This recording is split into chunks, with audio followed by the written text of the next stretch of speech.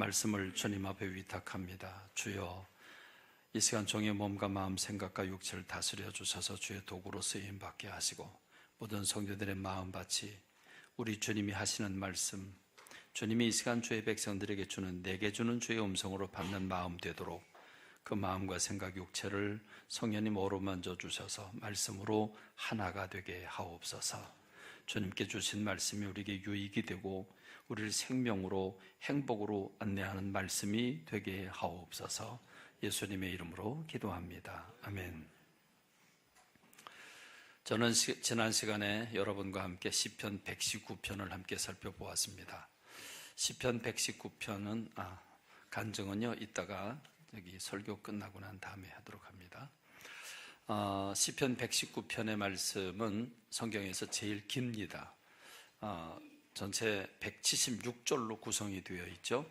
상당히 깁니다. 그런데 그 긴 내용들이 언제 지나가는지 모르게 빨리빨리 읽게 됩니다. 왜냐하면 그가 하나님의 말씀을 사모하는 열정으로 가득해 있기 때문입니다. 우린 지난주 시편 119편을 누가 지었는지 몰라서 내용만 가지고, 그 배경은 알지 못하지만 내용만 가지고 우리가 시편 119편을 살펴보니까 시편 119편의 기자가 주님을 사랑하는 마음이 넘침을 우리가 발견하게 됐습니다.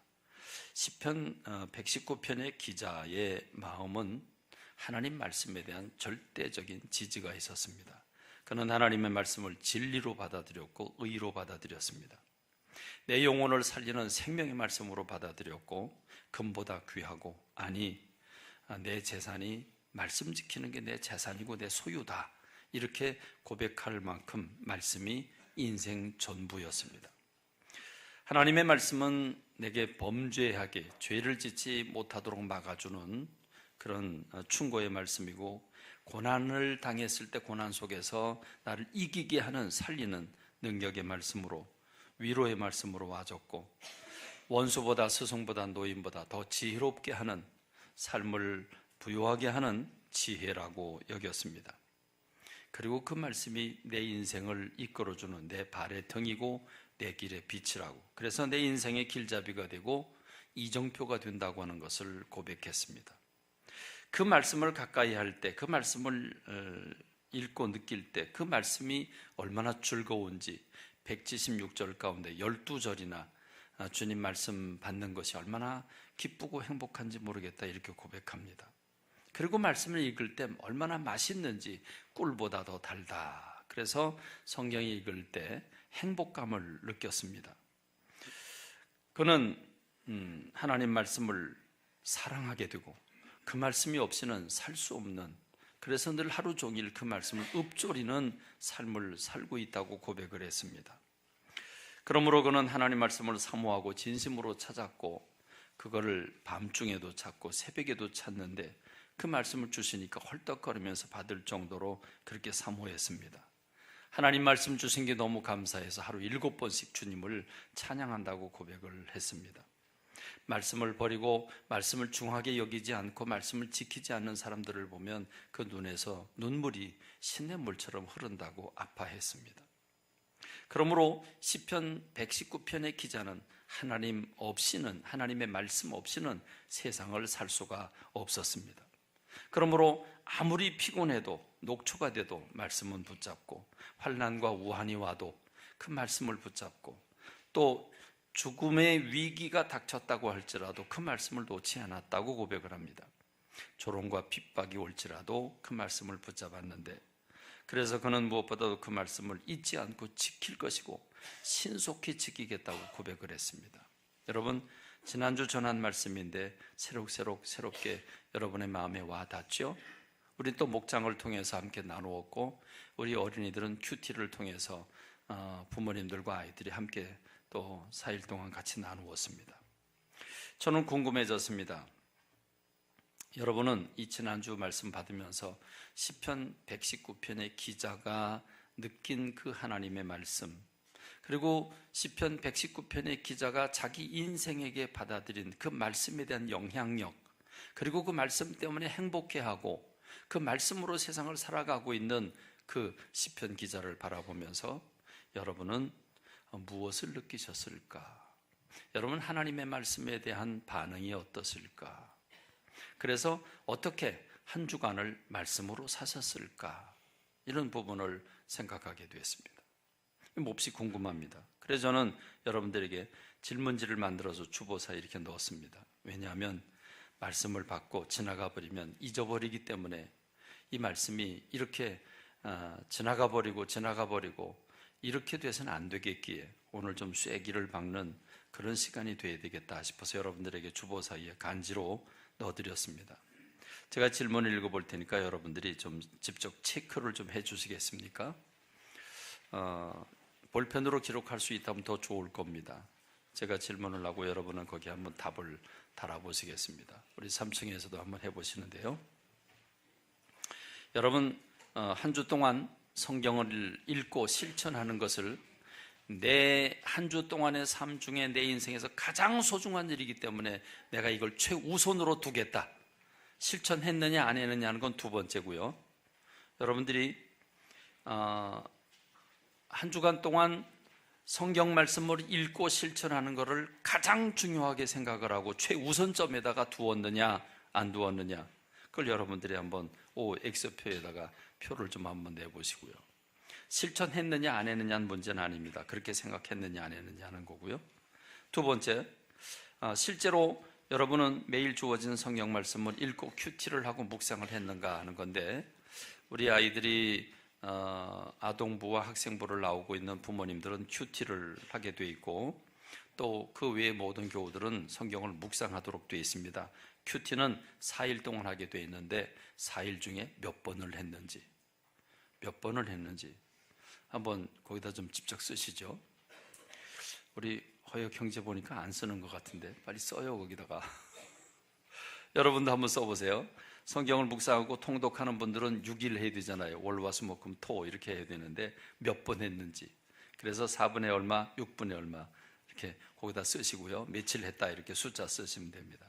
그 다음에 세 번째 질문, 큐티나 성경을 읽고 묵상하지 못한 이유가 무엇일까? 다 한 분들은 대답 안 해도 됩니다. 그런데 다 하지 못한 분들, 성경 읽지 못한 분들, 그런 분들은 1번, 너무 바쁘고 많은 일과 급하게 처리할 일들 때문에 읽지 못했다. 1번에 동그라미 하시고, 알고 있지만 꾀관하고 게을러서 육신이 약해서 못 읽었다. 2번에다 동그라미 치시고, 이미 읽지 않는 생활 습관 때문에 그 고정된 그 일상생활이 너무 틀에 박혀서 성경 읽는 거를 교회를 떠나고 나서 아예 잃어버렸다. 아예 읽을 생각을 못했다. 그 다음에 네 번째, 읽으려고 결심했고 노력했는데 뜻하지 않은 일, 갑자기 사고나 뜻하지 않은 일들이 생겨서 방해거리가 생겨서 읽지 못했다. 그 네 가지 중에 하나는 좀 여러분 체크를 해주시기 바라고요. 네 번째로, 이러면 안 되는데 이런 생각을 하잖아요. 이러면 안 되는데, 그런데 게으름이나 또는 힘들고 피곤하고 바쁘고 이런 와중에서 성경을 읽으려고 얼마나 내적 싸움을 했느냐, 얼마나 내적 싸움을 하고 노력을 했느냐, 그 질문입니다. 1번, 이겨야 하고 물리쳐야 된다는 생각을 전혀 못했다. 두 번째로, 싸워서 이겨야 한다는 걸 알았지만 전혀 싸우지 못했다. 자기 자신을 다스리는 노력을 전혀 못했다. 세 번째, 말씀을 읽고 실천하려고 실제로 노력은 했는데 정복은 못했다. 실천은 못했다. 네 번째, 마음을 다스렸고 시간을 다스려서 실천했고 또 읽었고 말씀대로 사느라고 애썼다. 그런 분들은 4번에다 동그라미를 치시고요. 여러분 스스로 여러분을 평가한다면 100점 만점에 얼마를 줄 수 있을까요? 그래요. 그 제출용이 아닙니다. 제출용이 아니니까 여러분 가지시고, 여러분이 내가 어떻게 살고 있는지 여러분이 인지하고 확실하게 거기다 볼펜으로 그으면서 여러분이 그걸 시인하고 바로 그 자리로부터 우리가 잘못된 것들을 고쳐나가기를 원하는 마음에서 직접 기록을 하자고 한 겁니다. 여러분이 가지시면 되겠습니다. 자, 이제 오늘 이번 주 말씀을 같이 나누도록 하겠습니다.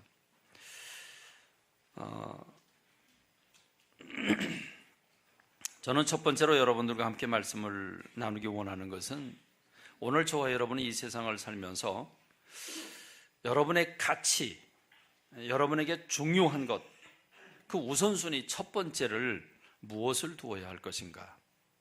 저는 감히 여러분들에게 요청을 하고 또 말씀을 드립니다. 하나님께서 또 하나님의 말씀이 우리의 삶의 최우선순위가 돼야 되는 줄로 믿습니다. 여러분 그렇게 믿으십니까? 하나님의 말씀을 읽고 실천하는 것이 내 삶에 있어서 가장 중요한 일이다. 여러분 그렇게 믿고 계십니까? 저는 여러분 그 부분에 동의하고 그걸 받아들이고 그 말씀을 가장 소중히 여기고 살아가는 여러분이 되기를 바랍니다.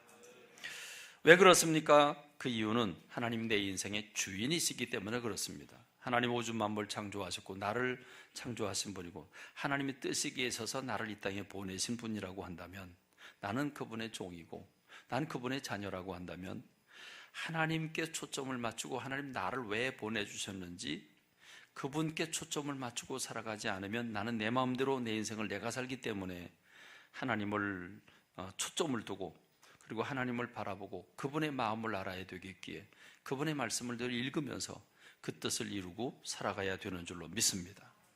또 하나의 이유가 있다고 한다면 하나님께 다가갈 때 행복하기 때문입니다. 하나님은 영광을 가지고 계십니다. 하나님은 사랑을 가지고 계십니다.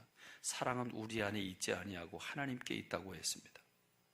그러므로 하나님은 하나님으로부터 우리에게 생명이 주어지고 하나님으로부터 행복이 주어지고 하나님으로부터 성공과 부요와 사랑과 행복이 주어진다고 한다면 우리는 하나님을 최우선으로 여길 때 그 하나님의 영광이 우리에게 임하게 되는 줄로 믿습니다. 추울 때는 별도리 없습니다. 추울 땐 방법이 없습니다. 따뜻함에 내가 가까이 가거나 따뜻함이 나한테 와야 합니다. 그렇죠? 하다못해 핫팩이라도 갖고 있어야 합니다. 내가 불가로 가면 됩니다. 그렇죠? 영광을 가지고 계신, 사랑을 가지고 계신, 행복을 우리에게 부여하신 하나님, 그 하나님께 다가갈 때, 하나님을 첫 번째로 여길 때 그 하나님의 영광이, 하나님의 행복이 우리에게 임하게 되는 줄로 믿습니다. 그런데 우리가 너무 바빠서 성경을 읽지 못했다면, 너무 많은 일들 때문에 성경을 읽지 못했다면 여러분 그것은 어떤 결과를 초래할까요? 저는 지난주 한 성도에게 전화를 걸었습니다. 여러 주 결석을 해서 제가 전화를 드렸는데 그분 얘기를 듣고 보니까 정말 바쁘더라고요. 정말 바빠요. 그분이 거짓말하고 핑계대고 있는 것 같지는 않아요. 정말 바빴어요. 바쁘게 그렇게 일을 했는데 집에 일할 일거리를 저녁 늦게까지 직장에서 일을 하고 그리고 또 올 때는 일거리를 가지고 와서 일을 하고 휴일에도 일을 해야 할 만큼 그렇게 바빴다고 그럽니다. 그래서 저는 생각해 봤습니다. 일거리를 직장에서 끝내지 아니하고 집으로 가져와서까지 일을 해야만 했었나? 왜 그렇게 했어야 됐는가? 여러분 왜 그렇습니까? 딱 하나입니다. 그 일을 처리하지 않으면 안 되는 긴박성이나 중요성이 있기 때문입니다. 그렇죠? 그 일을 꼭 해야만 되니까. 그렇지 않으면 직장에다 두고 다음날 가서 하면 되는데 그 일을 꼭 해야만 되니까, 중요하니까, 다시 말하면 그 무엇보다도 우선순위 첫 번째가 된 겁니다. 그러면 여러분, 하나님의 말씀은 그 바쁜 일거리, 중요한 일거리 뒤편에 서게 됩니다. 그러니까 우선순위에서 밀리게 된다는 말이죠. 여러분 무엇을 의미합니까? 그 일이 정말 중요하기 때문에 집에까지 와서 휴식도 포기하고 잠자는 일도 포기하고 일할 만큼 중요한 일이었기 때문에 그 일을 했다고 한다면, 여러분 만일 그 일보다 하나님 말씀을 읽고 묵상하고 하나님 뜻에 다가가는 게 더 중요하다고 생각을 했다면 여러분 우리가 5분이라도 성경을 읽고 그 말씀을 가슴에 품고 일을 했어야 될 것입니다. 그런데 바쁘다는 그 일 때문에 또 야근까지 하고 집에까지 이를 거리를 가져와야 될 정도로 바쁘다고 했기 때문에 성경 말씀은 뒷전으로 밀리게 된 겁니다. 하나님의 우선순위에서 밀리게 된 거죠. 전 그걸 생각하면서 그분이 핑계대는 게 아니고 정말 바빴는데 그러면 그것이 하나님께는 어떤 결과가 와졌을까라고 하는 겁니다. 그런데 여러분, 성경에 보니까 하나님이 이렇게 말씀을 하십니다. 그것은 너희들이 나를 무시한 거다. 그건 너희들이 나를 멸시한 거다. 이렇게 얘기를 합니다. 여러분, 성경 안 읽었다고 뭐 하나님 무시했다고 그러나, 여러분 이렇게 생각할지 모르겠지만 우선순위에서 주님이 밀리셨다면 그는 하나님을 무시한 것밖에 되지 않을 겁니다. 예를 들어서 이스라엘 백성들이 출애굽을 합니다. 출애굽을 하는 건 이집트에서 400년 동안 종살이했기 때문에 그들 스스로 해방받아서 나오긴 거의 불가능했습니다. 그런 와중에 하나님이 10가지 재앙, 물이 변해서 피가 되게 하시고 뭐 여러 가지 10가지 재앙이 있고, 마지막 재앙은 이집트 백성들 가운데 섞여 사는 이스라엘 백성들, 하나님 마지막 재앙, 아들이 죽어지는, 첫 아들이 죽어지는 재앙을 내렸습니다. 그래서 역사상 전대미문한 이 이집트, 지금 역사의 기록에 남아있죠. 이집트 왕, 그 모세 시절에 그 왕자가 갑자기 죽어서 죽은 기록이 남아 있습니다. 이집트의 모든 가정에 농부의 아들이든 왕의 아들이든 한날 한시에 그들이 다 죽습니다. 여러분, 세상 천지에 그 나라의 각 가정마다 첫 자녀가, 첫 아들이, 장자가 한꺼번에 다 죽었다. 상상할 수 없는 일이죠. 그런데 묘하게도 그 섞여 사는 이스라엘 사람들은 하나도 죽지 않았다. 그래서 그들은 무조건 항복을 하고 이스라엘 백성들을 해방시켜 줍니다. 그래서 그들이 해방을 받았습니다. 그리고 홍해바다는 어떻게 건넜습니까? 지팡이로 명령을 내릴 때 바다가 갈라졌고 그들은 마른 땅처럼 건너갔습니다. 그런데 마른 땅처럼 건너간 거기를 이집트의 정예 군대가 거기 몰살됐습니다. 그리고 그들은 광야에서 만나와 또 생수를 마시면서 하나님의 특별한 사랑을 불기둥과 구름기둥으로 체험을 했습니다. 그런 그들이 이제 목적지인 가데스 바네아에 도착을 했습니다. 하나님은 말씀을 하시죠. 들어가라, 내가 예비해 놨으니까 들어가라 말씀을 하십니다. 그러나 그들은 들어가길 주저했습니다. 거기 누가 살고 있는지, 지형은 어떤지, 괜히 가다가 또 우리가 당하면 안 되니까 정탐꾼을 미리 보내봤으면 좋겠다. 그래서 하나님이 거절하시지만 그들이 고집을 쓰니까 그래, 그러면 보고 와서 가라 라고 했는데, 보고 각 지파 12지파 가운데 한 지파에 한 명씩 추천을 해서 12명이 보고 왔는데 10명이 보고 와서 보고를 합니다. 가보니까 거긴 과연 젖과 꿀이 흐르는 땅이었다. 그런데 가보니까 거기 살고 있는 사람들은 거인족인데 우리가 그들을 어떻게 물리치냐? 못 물리친다. 우린 그들에 비하면 그들이 우리를 봤을 때 메뚜기처럼 봤을 것이다. 이제 우리 죽었다.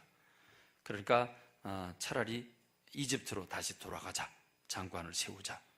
그럴 때 여호수아와 갈렙이 일어나서 아니다. 하나님이 기뻐하시면 우리가 그 땅으로 들어갈 수 있다. 하나님이 함께 하시면 들어갈 수 있다. 그들은 우리의 밥이다. 이렇게 선언을 합니다. 이럴 때 10명의 얘기를 듣고 사람들이 좌절을 하고 이 2명의 이야기를 거절하고 돌을 들어서 여호수아 갈렙을 치려고 하는 그 순간에 하나님께서 나타나십니다. 그래서 하나님의 말씀하시는 게 민수기 14장에 기록되어 있습니다. 14장 10절에 보니까 온 회중이 그들을 돌로 치려 하는데 그때 여호와의 영광이 회막에서 이스라엘 모든 자손에게 나타나시니라.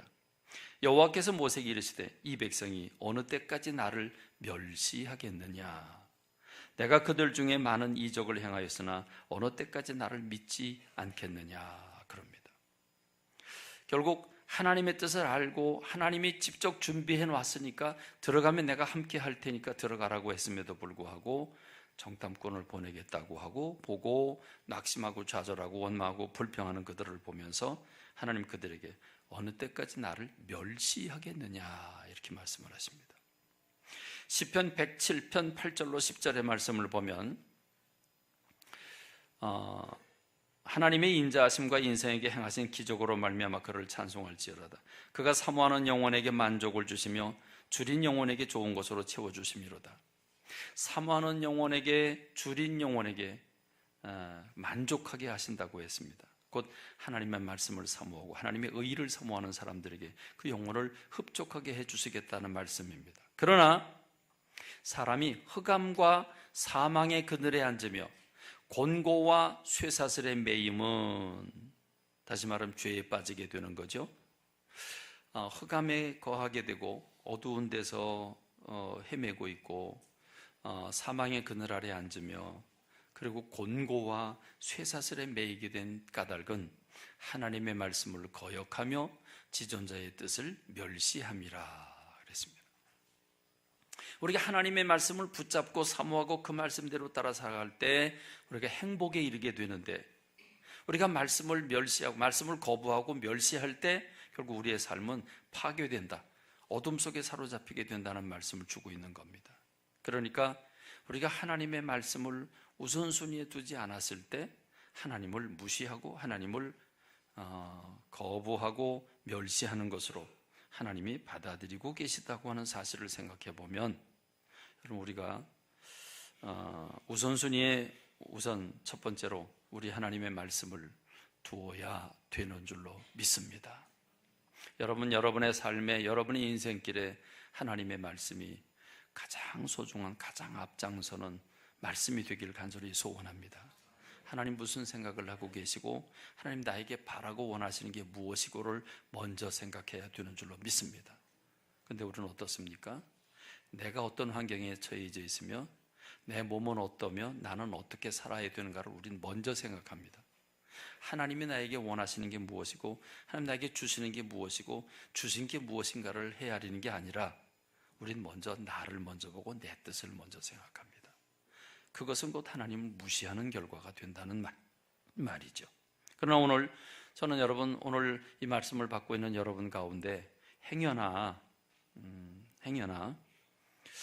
하나님의 말씀이 아직까지 이 성경책이 하나님의 말씀이라는 게 못 믿겠다, 안 믿어진다.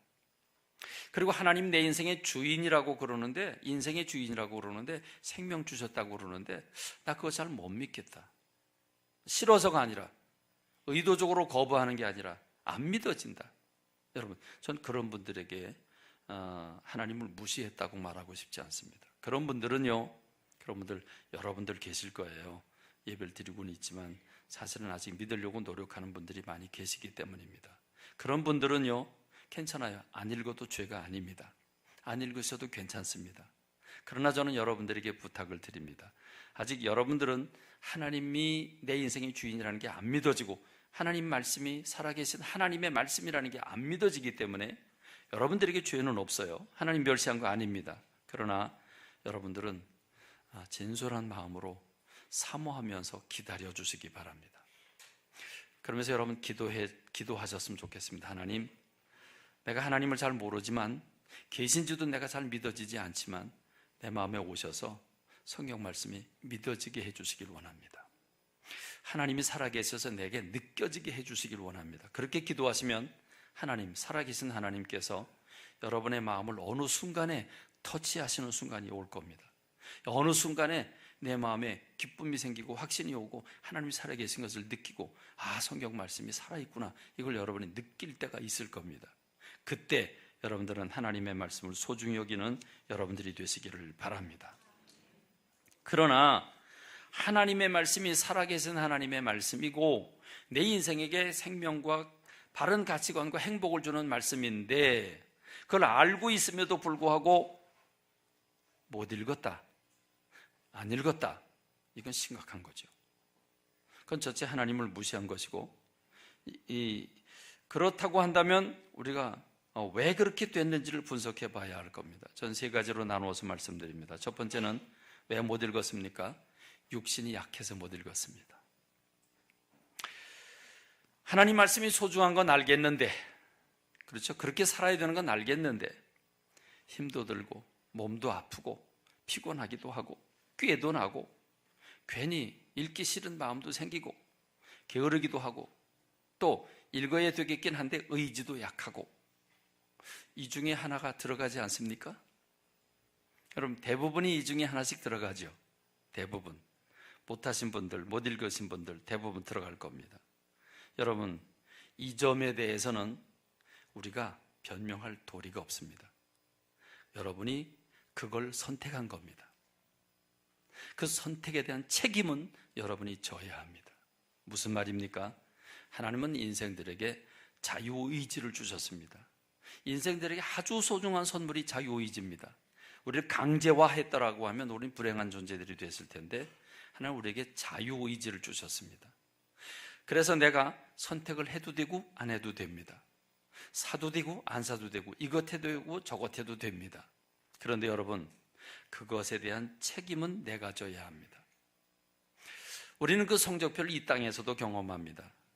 우리 아이들이 놀고 싶은 거 꼭 참고 졸려온 거 꼭 참고 열심히 공부를 하면 공부하는 만큼 성적이 나옵니다. 그럼 내가 놀고 싶은데 그거 선택하지 않은 겁니다.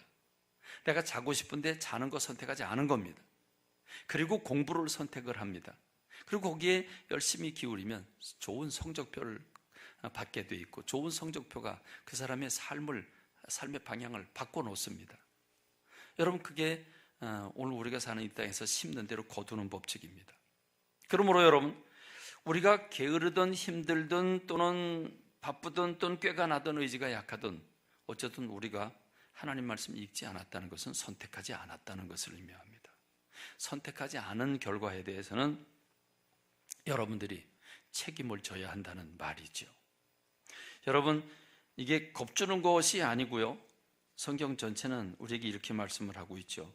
고린도후서 5장 10절에 보니까 이는 우리가 다 반드시 그리스도의 심판대 앞에 나가게 돼서 각각 선악간에 그 몸으로 행한 것을 받으려 함이라, 이렇게 말씀하고 있습니다. 오늘 우리가 한 말, 우리가 한 행동, 우리가 살아온 삶의 흔적들, 이게 주님께 기록되고 있다는 거죠. 그것도 기록도 뭘로 기록이 되고 있냐? 영상으로 기록되고 있다고 하는 겁니다. 우리 어렸을 때는요, 이게 안 믿어졌어요. 그냥 제가 중학교 2학년인가 1학년 때 처음 녹음기를 손에 들게 됐는데 그 녹음기를 손에 들고 얼마나 흥분했는지 몰라요. 그리고 그 녹음 버튼을 누르고 내 음성을 녹음을 하고 다시 재생을 틀면 내 음성이 흘러나오는데 그게 얼마나 신기했는지 몰라요. 그렇죠? 녹음기 처음에 나왔을 때 굉장히 신기했어요. 그러다가 비디오가 나오게 되고요. 그러다가 지금 요즘 스마트폰을 통해서 별걸 다 하지 않습니까? 인터넷 세계가 나오고요. 이런 걸 경험하고 보니까 우리가 지금 일거지일동 우리가 행동하고 있는 건 다 기록에 남습니다. 그렇습니다. 비디오 카메라에도 남아있고요. 길거리 거리마다 비디오 촬영 다 하고 있잖아요. 그렇죠? 영상 촬영 다 하고 있어요. 어디 가서 무슨 짓 하는지 다 나와요. 어떤 사람 모르고 행동하다가 발각돼가지고 곤욕 치르는 사람들 참 많잖아요. 그렇습니다. 로마서 14장 10절로 12절에 보니까 네가 어찌하여 네 형제를 비판하느냐, 어찌하여 네 형제를 업신여기느냐. 우리가 비판하고 업신여기고 정죄하고 이런 일들 그냥 일상의 삶으로 흔하게 하거든요. 특히요, 부부지간에도 열나면 별소리 다해요. 열나면 별소리 다해요. 정말 곱상하고 얌전한 집사님이 전 부부싸움하면서 그 입에서 육두문자가 나올 줄은 상상도 못했어요. 제가 현장을 가서 보고서 놀래 자빠질 뻔했어요. 그리고 그분 뵐 때마다 육두문자가 자꾸 떠올라요. 저는요. 그런데 여러분, 우리가 다른 사람 비판하고 부부싸움 하든 길거리에서 자동차가 부딪혔든 어쨌든 우리가 그런 격한 순간들 많잖아요. 그런데 여러분, 우리가 다 하나님의 심판대 앞에 서리라 기록되었으되 주께서 이르시되 내가 살았노니 모든 무릎이 내게 꿇을 것이요 모든 혀가 하나님께 자백하리라 하였느니라. 이러므로 우리 각 사람이 자기 일을 하나님께 직고하리라 그랬습니다. 여러분, 아무리 발뺌을 해도 동영상 딱 틀어주면 다 두 손 들어야 합니다. 증거물이 있으니까. 근데 여러분, 내가 하나님 앞에 가가지고 내가 부부싸움 할 때 육두문자 쓴 거 하나님 앞에서 다시 한번 내가 내 입으로 그거를 내뱉는다면 얼마나 이게 곤혹스러운 일일까요? 여러분, 나 홀로 있을 때 부끄러운 짓 한 거, 범죄한 거, 좌우사방을 둘러보면서 아무도 없다고 생각하고 행동한 거, 여러분, 그게 하나님 앞에서 다 드러나게 되고 내가 내 입으로 내 몸으로 다시 한번 행동에 옮기게 된다면, 마치 여러분 범죄하다 걸리게 되면 살인이나 도둑질한 그 현장에 가서 재현하지 않습니까? 우리가 하나님 앞에서 그렇게 된다는 말이거든요. 그러니까 여러분, 하나님 앞에 서가지고 우리가 내가 너에게 내 뜻을 알려주고 내가 너를 사랑하고 내가 너에게 이렇게 하기를 원해서 너에게 이 감정을 줬고 이 메시지를 줬고 이렇게 어느 시간에 언제 이렇게 말씀을 줬는데 넌 그때 뭐 했냐? 그럼 여러분, 우리가 하나님 앞에 가서 뭐라고 대답을 하면 좋을까요?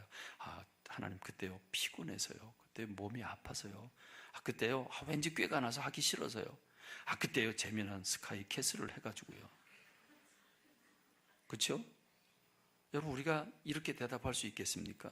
이게 심각한 문제라고 생각을 합니다. 그러므로 여러분, 우리가 하는 모든 행동들을 우리가 육신이 연약해서 하나님의 말씀대로 살지 못했다고 해서 구제받을 일이 아닌 줄로 믿습니다. 그러므로 오늘 저와 여러분들이 내 삶을 책임지는 행동이 우리의 삶 속에 있길 주님의 이름으로 축원합니다. 축원합니다. 시편 119편 기자는 연기 속의 가죽 부대처럼 쭈글쭈글해져도 내 몸이 아주 녹초가 돼도 난 말씀을 놓지 않았다고 말하고 있습니다. 이런 열정이 오늘 저와 여러분 가운데 있길 주님의 이름으로 축원합니다. 두 번째 유형은 더 위험합니다. 이 두 번째 유형은 어떤 유형이냐면, 말씀 들을 땐 좋아요. 맞아, 해야 되겠다. 좋아요. 그런데요, 삶의 터전으로 딱 돌아가서 주일 지나서 월요일부터 딱 아침에 일어나면 눈뚜껑 열자마자 오늘 어디 가야지, 뭐 해야지. 정해진 틀이 있잖아요. 정해진 틀이 있어요. 정해진 틀에 따라서 움직이다 보면 한 주간이 휙 지나가요. 그러면 성경이 읽는 건 새까맣게 잊어먹고 있다가 주일날 오면 아이쿠 이렇게 되는 거죠. 이게 어떤 사람들입니까? 일상의 삶, 하나님의 말씀과 하나님 중심으로 살지 않는 게 삶의 패턴이 됐어요. 그게 고정이 됐어요. 그걸 습관적으로 하고 있어요. 하나님을 찾지 않는 게, 성경 읽지 않는 것이 삶의 스타일이 됐어요. 그의 성격이 돼버렸어요. 그래서 말씀 들을 때는 잠시 마음이 요동하는데 돌아가서 삶의 터전으로 돌아가면 도로 묵이 돼버린단 말이죠. 다시 말하면 여러분의 삶의 패턴이 하나님 없이 살아온 게 습관이 돼서 고정화되어 있는, 포로가 되어 있는 겁니다. 한 걸음 더 나가서 어떤 사람들은 중독 현상에 빠져 있습니다. 술을 끊지 못해요. 술만 보면 술 먹어야 돼요. 담배 펴요. TV 붙들어요. 우리 아이들은 게임하고 유튜브하고, 여러분 성적으로 집착하고, 또는 운동도 그래요. 어떤 사람에게 운동은 몸을 위해서가 아니라 그 사람이 아주 철칙이 돼버렸어요. 그래서 운동하는 게 아주 철학이 돼버렸고, 운동하는 게 그게 신의 음성처럼 들릴 만큼 그렇게 거기 모든 걸 다 던집니다. 그거 안 하면 큰일 나게 돼버렸어요. 여러분, 사람 만나고 먹고 마시고 하는 것들, 그런 게 그 사람의 삶의 습관이 됐어요. 그러다 보니까 그걸 벗어나면 큰일 나는 줄 알아요. 한 20년, 30년 전에 시골에서 목회를 할 때, 언젠가 제가 송암동에 있을 때 이웃 의암교회에서 전화가 왔어요. 새벽 1시 반인가 전화가 왔어요. 이웃교회 우리 다 모였는데 오래요. 그래서 이 밤에 오래요. 그래가지고 갔어요. 갔더니 부치기 구워 먹자고요.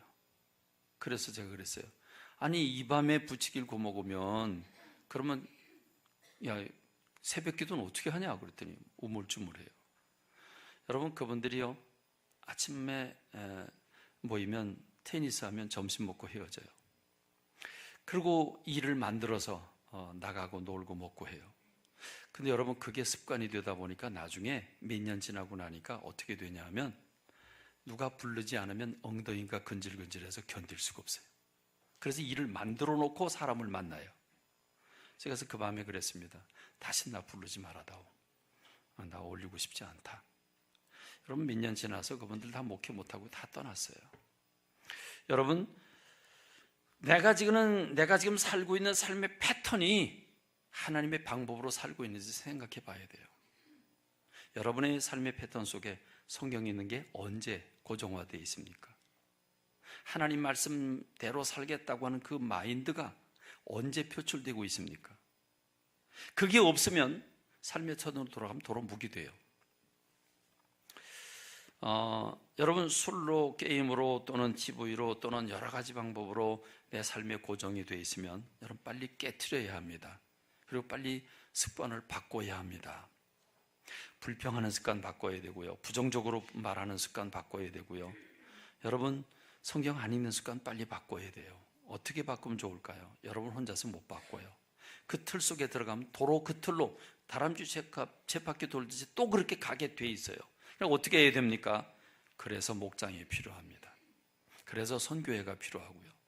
홀로 있는 사람들은 신앙을 못 지켜요. 죄송한데 기쁨으로 활발하게 서로 친밀감 가지면서 하하호호하면서 신앙생활 할 수가 없어요. 늘 독수 공부하고 늘 혼자서 묻고 혼자서 대답하다 보니까 신앙이 발전을 못해요. 그래서 목장이 필요합니다. 목장에 소속되지 않았거나 목장에 소속되어 있는데 목장 예배 못 드리는 분들 오늘부로 목장 모임 가지세요. 내 마음에 맞느냐 안 맞느냐 그거 중요하지 않아요. 모여서 마음 열면 천국이 되는 줄로 믿습니다. 거기서 열어야 돼요. 내가 이런 문제로 힘들어하는데 나 좀 도와달라. 여러분 죄는요 깨트리면 햇빛에 노출되면 곰팡이가 죽게 돼 있어요.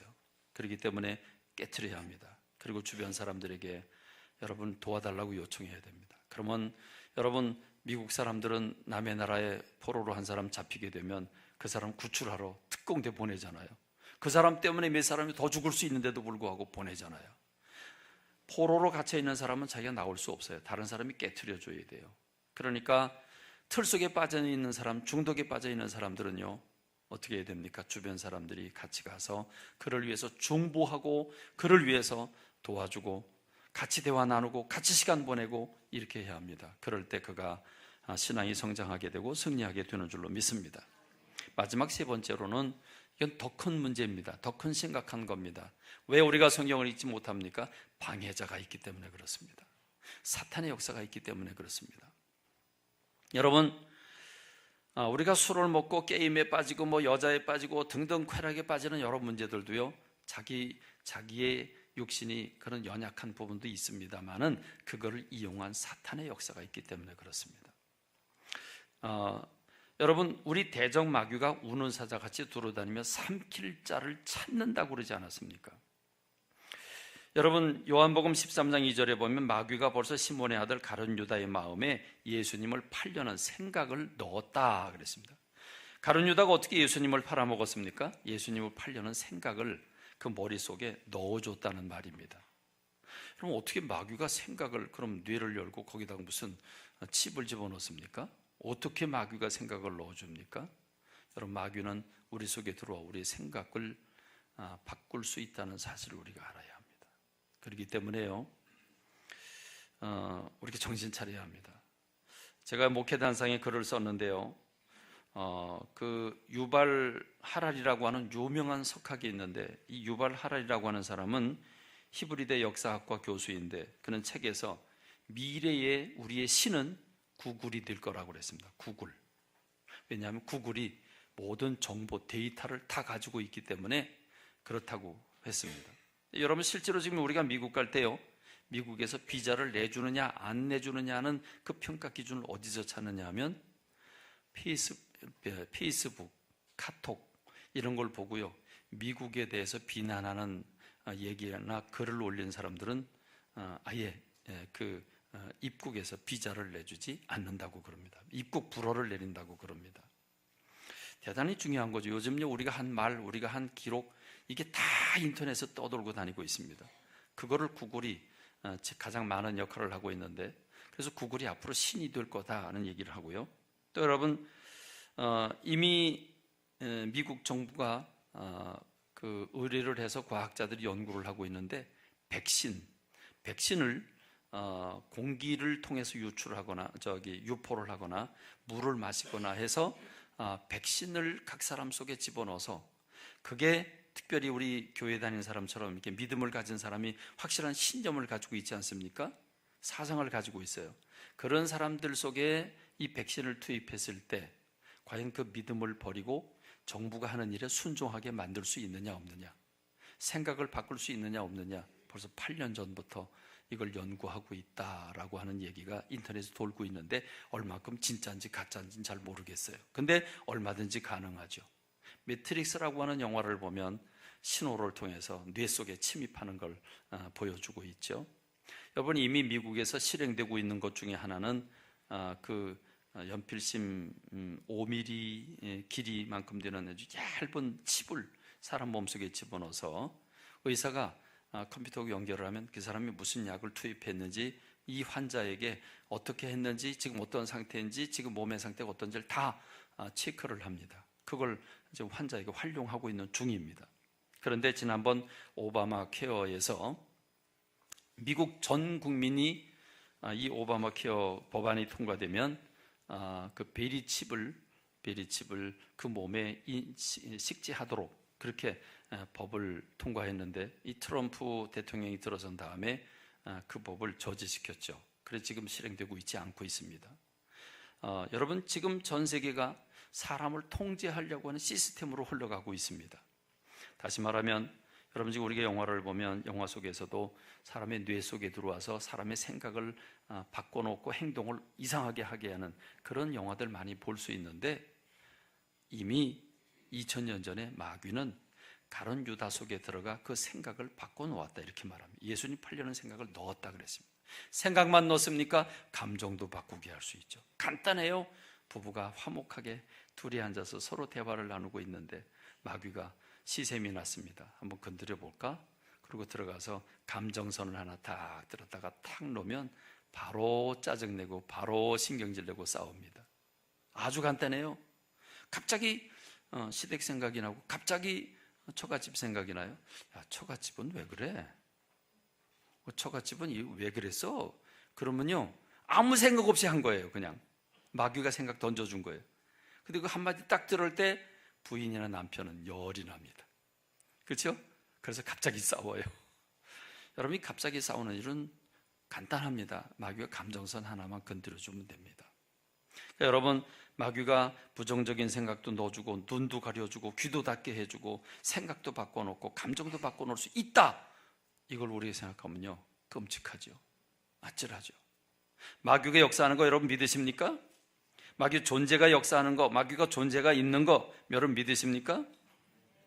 그렇다면 그가 활동하는 건 당연하지 않습니까? 무엇을 활동할까요? 말씀 못 읽게 하고 기도 못하게 하지 않을까요? 불평하고 원망하게 하지 않을까요?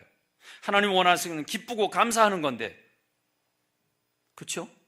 원망하고 불평하게 만들어주지 않을까요? 여러분이 지금 원망하고 불평하고 속이 상하면 여러분이 지금 성령께 붙들린 건 분명히 아닙니다. 그거 생각해야 합니다.